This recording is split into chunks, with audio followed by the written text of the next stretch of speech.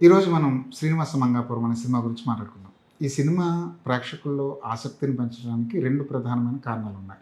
ఒకటి 'ఘట్టమనేని ఇంటి నుంచి జయకృష్ణ' అనే ఒక హీరో ఈ సినిమాతో పరిచయం అయ్యాడు. రెండోది అజయ్ భూపతి దర్శకత్వంలో వచ్చిన సినిమా ఇది. 'ఘట్టమనేని' అనగానే మనకి super star Krishna, super star Mahesh Babu పేర్లు గుర్తొస్తాయి. వాళ్ళ లెగసీని కంటిన్యూ చేస్తూ ఒక హీరో వచ్చాడంటే ఖచ్చితంగా ఇండస్ట్రీనే కాదు మొత్తం ఆడియన్స్ కూడా ఈ సినిమా మీద దృష్టి పెడతారు. కొత్త హీరో ఎలా చేశాడు, ఘట్టమనేని ఆ వంశాన్ని, ఆ పేరుని నిలబెడతాడా లేదా, అసలు నెక్స్ట్ తన ప్రయాణం ఎలా ఉంటుందన్న దృష్టికోణంతో ఈ సినిమా చూసే అవకాశం ఉంది. రెండోది అజయ్ భూపతి 'ఆర్ఎక్స్ 100' అనే సినిమాతో ఒక కల్ట్ సినిమా ఇచ్చేసాడు అజయ్ భూపతి. ఆ సినిమాతో చిన్న సినిమాలకి కొత్త ఊపిరి ఇచ్చింది ఆ సినిమా. అంతేకాదు చాలామంది లైఫ్‌ని సెటిల్ చేసిన సినిమా అది.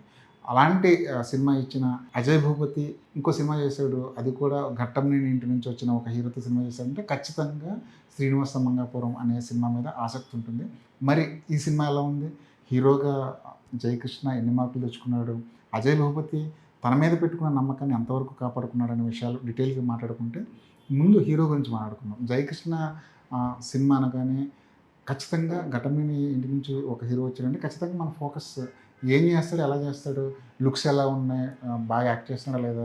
ఫైట్ ఎలా చేస్తున్నాడు? డాన్స్ ఎలా చేస్తున్నాడు? ఇలాంటి రకరకాల విషయాల గురించి ఫోకస్ ఎక్కువ పెరుగుతుంది. ఫస్ట్ సినిమా కాబట్టి. ఒక స్టార్ హీరో ఇంటి నుంచి ఎవరైనా ఒక హీరో వస్తే ఖచ్చితంగా మనం కొన్ని విషయాల్ని పరిగణలోకి తీసుకుంటాం. తన యాక్టింగ్ ఎలా ఉంది? డాన్స్‌లు ఎలా ఉన్నాయి? డైలాగ్ డెలివరీ ఎలా ఉంది? ఇలాంటి రకరకాల ప్రశ్నలకి సమాధానం అంటే ఒక రకంగా ఇది ఒక టెస్ట్ అనమాట. ఈ పరీక్షలో ఘట్టమనేని జయకృష్ణ ఖచ్చితంగా మంచి మార్కులే తెచ్చుకున్నాడు. తన లుక్స్ చాలా బాగున్నాయి. డైలాగ్ డెలివరీ అక్కడక్కడ కొన్ని చిన్న చిన్న లోటుపాట్లు ఉన్నప్పటికీ కూడా తన వంతుగా డెబ్యూ సినిమాకి ఖచ్చితంగా కొన్ని లోపాలు కనిపిస్తాయి. కొన్ని ప్లస్‌లు కనిపిస్తాయి. ఫస్ట్ సినిమా కాబట్టి టోటల్‌గా వచ్చి పూర్తి ఎఫెక్ట్ పెట్టలేరు. మహేష్ బాబు కానివ్వండి, రామ్ చరణ్ కానివ్వండి, అల్లు అర్జున్ కానివ్వండి, ఎన్టీఆర్ కానివ్వండి, ఈవెన్ ఎన్టీఆర్ కానివ్వండి. ఫస్ట్ సినిమాతోనే ఎప్పుడు 100కి 100 మార్కులు తెచ్చుకోలేదు. సో, ఘట్టమనేని జయకృష్ణ కూడా ఈ సినిమాతో ఒక పాస్ మార్కులైతే తెచ్చుకున్నాడు. అలా అని చాలా అద్భుతంగా చేశాడని చెప్పలేము. అలా అని తీసి పాడేయాల్సిన హీరో అని కూడా చెప్పలేము.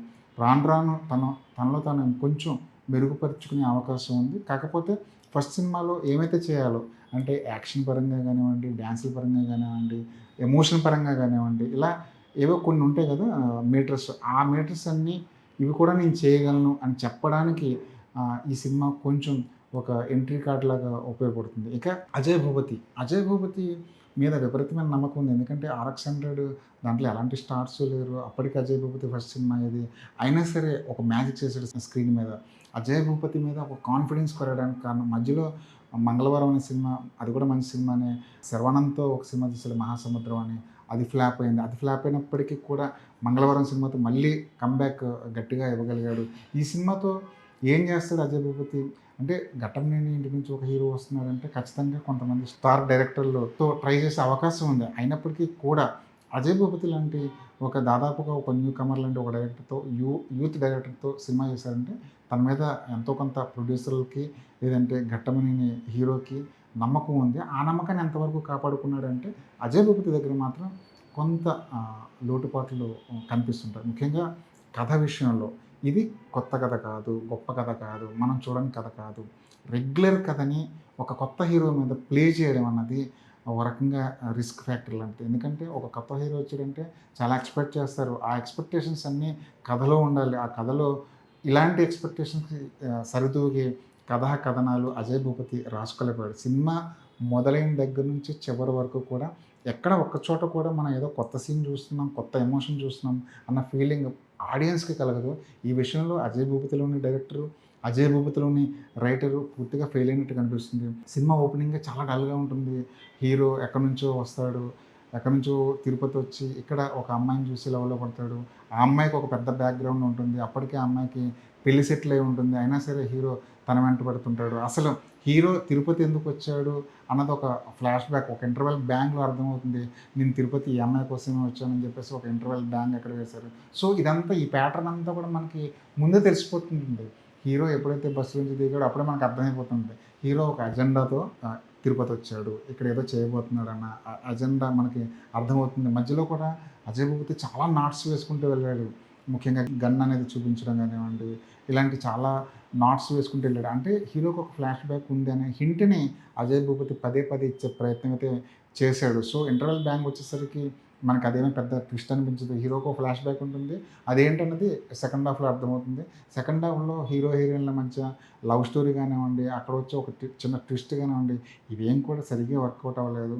లవ్ స్టోరీలో ఖచ్చితంగా ఒక కొత్త ఎలిమెంట్లు లేదంటే ఒక కొత్త ఎమోషన్ ఏదో ఆడియన్స్ ఎక్స్‌పెక్ట్ చేస్తారు. ఈ సినిమాలో అలాంటి ఎమోషన్ గాని, అలాంటి కొత్తదనం గాని ఏం కనిపించకపోవడం అనేది కొంచెం నిరుత్సాహపరుస్తుంది. ముఖ్యంగా ఈ సినిమాలో మోహన్ బాబు ఒక కీలకమైన పాత్ర పోషించారు. మోహన్ బాబు క్యారెక్టర్ చాలా బాగా పేలుతుంది. అసలు ఈ సినిమాకి ప్రధానమైన అసెట్ అని ముందు నుంచి చెప్తూ వెళ్లారు. సినిమా మొదలైనప్పటి నుంచి మోహన్ బాబు క్యారెక్టర్ ఎప్పుడొస్తుందా అన్న ఒక చిన్న క్యూరియాసిటీ ఆడియన్స్‌కి ఉంటుంది. కానీ ఇంటర్వెల్ వరకు అసలు ఈ సినిమాలో మోహన్ బాబు ఉన్నారు అన్న విషయం మీదే డైరెక్టర్ ఫోకస్ చేయలేదు. ఇంత పెద్ద స్టార్ ఉన్నప్పుడు కనీసం దానికి సంబంధించిన ఆ క్యారెక్టర్‌కి సంబంధించిన లీడ్ గాని, ఆ క్యారెక్టర్‌కి సంబంధించిన ఆరా గాని ఫస్ట్ హాఫ్‌లో ఎక్కడా ప్లేస్‌మెంట్ చేయకపోవడం అనేది స్క్రీన్ ప్లే పరంగా ఒక లోపంగా కనిపిస్తుంది. మోహన్ బాబు వచ్చినప్పటికీ కూడా అంటే పవర్‌ఫుల్ రోల్ చాలా ఫెరోషియస్‌గా ఉంటుంది. చాలా పవర్‌ఫుల్‌గా ఉంటుందని చెప్పి ఆడియన్స్ ఎక్స్‌పెక్ట్ చేస్తారు తప్ప స్క్రీన్ మీద అంత హడావుడైతే కనిపించదు. మోహన్ బాబు గారు కూడా ఎందుకో మరి చాలా ఇదివరకు మోహన్ బాబులో ఉన్న ఆహ్, ఆరా గాని, ఫెరోషియస్‌నెస్ గాని ఈ స్క్రీన్ మీద ఈ క్యారెక్టర్‌లో కనిపించకపోవడం కూడా కొంత నిరాశపరుస్తుంది. క్లైమాక్స్ కూడా చాలా చాలా రొటీన్‌గా, చాలా చాలా హడావుడిగా ముగించినట్టు అనిపిస్తుంది. కథాపరంగా, స్క్రీన్ ప్లే పరంగా అజయ్ భూపతి ఈ సినిమాతో నిరాశపరిచాడు అన్నది మాత్రం సుస్పష్టంగా చెప్పవచ్చు. కాకపోతే ఆయనకి మంచి మ్యూజిక్ టేస్ట్ ఉంది. ఆ మ్యూజిక్ టేస్ట్ ఈ సినిమాలో కనిపించింది. 'జీవి ప్రకాష్ కుమార్' ఇచ్చిన పాటలు చాలా బాగున్నాయి. ఆ పాటలు ప్లేస్‌మెంట్ చేసిన విధానం ఒక్కటే బాగోలేదు. కానీ పాటలు మాత్రం ఖచ్చితంగా ఎంజాయ్ చేస్తారు. 'జీవి ప్రకాష్‌కి' ఎంత రెమ్యునరేషన్ ఇచ్చారో తెలీదు గానీ ప్రతి పైసా కూడా ఆయన స్క్రీన్ మీద గానీ, తన మ్యూజిక్ ద్వారా గానీ చూపించే ప్రయత్నం అయితే చేశారు. దాంతో పాటు అజయ్ భూపతి కొత్త హీరోలో ఉండి ఎలాంటి ఎలిమెంట్స్ వాడుకోవాలనే విషయం మీద కూడా కాస్త దృష్టి పెట్టినట్టు కనిపిస్తుంది. మధ్య మధ్యలో ఎక్కడో మహేష్ బాబు రిఫరెన్స్ కూడా అంటే 'గుంటూరు కారానికి' సంబంధించిన ఒక రిఫరెన్స్ కూడా కనిపిస్తుంది. అలాంటి రిఫరెన్స్ వచ్చినప్పుడు కూడా థియేటర్‌లో ఆడియన్స్ హుషారు రాదు. ఎందుకంటే అప్పటికే చాలా నీరసం వచ్చేసి ఉంటుంది సినిమా చూసి చూసి. సో, ఎంత కిక్కిచ్చే ఎలిమెంట్స్ వచ్చినప్పటికీ కూడా ఆడియన్స్ రెస్పాన్స్ కారు. ఎందుకంటే అప్పటి వరకు చూసిన సినిమా అలా సాగింది. సో, అజయ్ భూపతి ఏ ఏ కేటగిరీలో విజయం సాధించాడంటే మంచి మ్యూజిక్ ఇచ్చాడు. హీరోని ఓకే. ఈ హీరో ఇలాంటి కథలకు పనికొస్తాడు అన్నట్టుగా ప్రెజెంట్ చేయడంలో అజయ్ భూపతి మంచి మార్కులు తెచ్చుకున్నారు. ముఖ్యంగా తిరుపతి నేపథ్యాన్ని ఎంచుకొని ఆ తిరుపతిని లైవ్ లొకేషన్‌లో చాలా సీన్‌లు లైవ్ లొకేషన్‌లో షూట్ చేశారు. అవన్నీ కూడా ఖచ్చితంగా నచ్చుతాయి. తిరుపతిలో ఈ స్థాయిలో వేరే సినిమా షూట్ చేశారేమో నాకు తెలీదు గానీ, చాలా కాలం తర్వాత ఫుల్ ఫ్లెడ్జ్డ్‌గా తిరుపతి వాతావరణాన్ని స్క్రీన్ మీద ప్రెజెంట్ చేశారు అజయ్ భూపతి. మిగతా క్యారెక్టర్లు కూడా పెద్దగా ఏమాత్రం ఇంపాక్ట్ చూపించవు. చాలా ఒక రొటీన్ కథలో ఒక కొత్త హీరోని చూపించే ప్రయత్నం అయితే చేశాడు. సో, అజయ్ భూపతి రిస్క్ అనుకున్నాడా? లేదంటే కొత్త కథ ఆలోచించలేకపోయాడా అనేది అజయ్ భూపతికే తెలియాలి. మొత్తానికి సినిమా ఓవరాల్‌గా చూస్తే హీరోగా పాస్ మార్కులు తెచ్చుకున్నాడు జయకృష్ణ. అంతకుమించి ఈ సినిమా నుంచి ఆశించేదేం లేదు. మోహన్ బాబు నుంచి ఏదో ఎక్స్‌పెక్ట్ చేస్తూ థియేటర్‌కెళ్తే వాళ్ళకి కూడా నిరాశ ఎదురవుతుంది. టోటల్‌గా 'శ్రీనివాస మంగాపురం' సినిమా ఎలా ఉందంటే జస్ట్ పాస్ మార్కులకి అటు ఇటుగా కాస్త గట్టెక్కే ప్రయత్నం అయితే చేసింది. ఫుల్ ఫ్లెడ్జ్డ్‌గా మహేష్ బాబు అభిమానులు గాని, కృష్ణ అభిమానులు గాని చాలా ఆశలు పెట్టుకొని థియేటర్‌కెళ్తే మాత్రం ఖచ్చితంగా నిరుత్సాహపడతారు. ఇది 'శ్రీనివాస మంగాపురం' మీద తెలుగు 360 ఇచ్చిన జెన్యూన్ రివ్యూ. మరి ఈ సినిమా చూసిన తర్వాత మీకేమనిపించిందో కామెంట్ బాక్స్‌లో మెన్షన్ చేయండి.